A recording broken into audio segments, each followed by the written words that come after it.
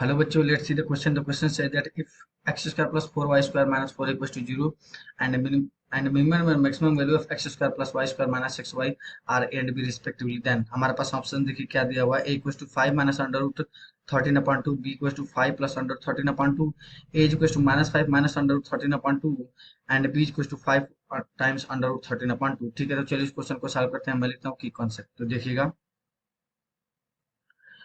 की कॉन्सेप्ट हमारे पास क्या हो जाएगा. देखो, दो की कॉन्सेप्ट मैं लिखता हूँ. X square upon a square plus Y square upon b square is equal to, अगर हमारे पास वन है, इसका पैरामेट्रिक कोऑर्डिनेट हमारे पास हो जाता है इलिप्स का x equal to a cos theta. ठीक है, वाई इक्वल टू हो जाता है हमारे पास बी साइन थीटा. समझ में आई बात. अब देखो, अगर मैक्सिमम वैल्यू ऑफ अगर कहीं ऐसा लिखा हो, देखो ए साइन एन थीटा का मतलब एन कुछ भी हो सकता है. ठीक है, plus B cos N theta plus C. अगर इसका मैक्सिमम वैल्यू पूछता है कोई, तो ये हमारे पास हो जाएगा, ये हमारे पास हो जाएगा सी प्लस अंडर रूट में ए स्क्वायर प्लस बी स्क्वायर. अगर इसी का ए साइन थीटा, ए साइन एन थीटा, एन कुछ भी हो सकता है, फ्रैक्शन हो सकता है, इंटीजर हो सकता है, कुछ भी हो सकता है, b sine b cos N theta. ठीक है, बी कॉस एन थीटा.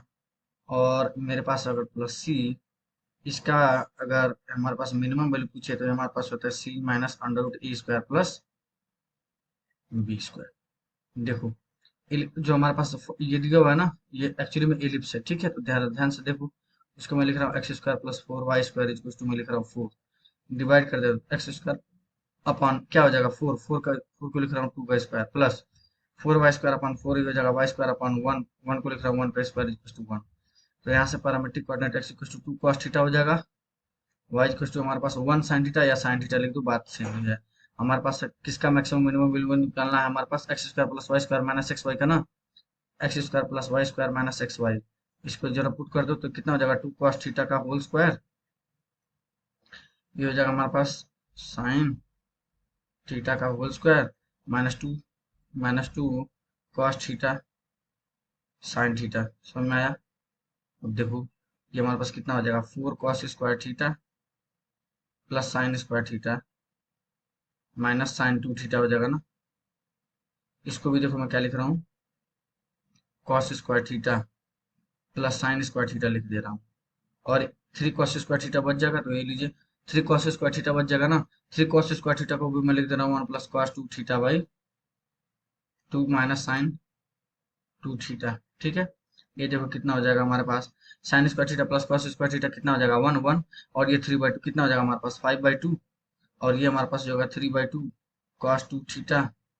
और ये हो जाएगा हमारे पास माइनस का साइन 2 थीटा. तो इसका मैक्सिमम वैल्यू हमारे पास बता, देख करके बताइए कितना हो जाएगा. और मैक्सिमम वैल्यू हमारे पास है क्या, मिनिमम वैल्यू पहले निकाल लेते हैं ना. ए की वैल्यू हमारे पास कितनी हो जाएगी, सी की वैल्यू कितनी हो जाएगा हमारा 5/2 माइनस सी हमारे पास हो जाएगा अंडर रूट ए स्क्वायर प्लस बी स्क्वायर, मतलब हो जाएगा 3/2 का होल स्क्वायर. और ये हो जाएगा हमारे पास -1 का होल स्क्वायर. ये हो जाएगा हमारे पास 5/2 माइनस में, ये देखो कितना हो जाएगा हमारे पास अंडर रूट 13/4. ठीक है, तो ये कितना हो जाएगा 5/5 माइनस अंडर रूट 13/2 हो जाएगा.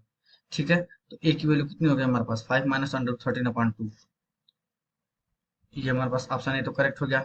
मैक्सिमम वैल्यू निकाल लेते हैं. तो मैक्सिमम वैल्यू है क्या बी, जो किसके बराबर हो जाएगा 5/2. बस वहाँ पॉजिटिव प्लस बना देना, तो कितना हो जाएगा 3/2 का होल स्क्वायर.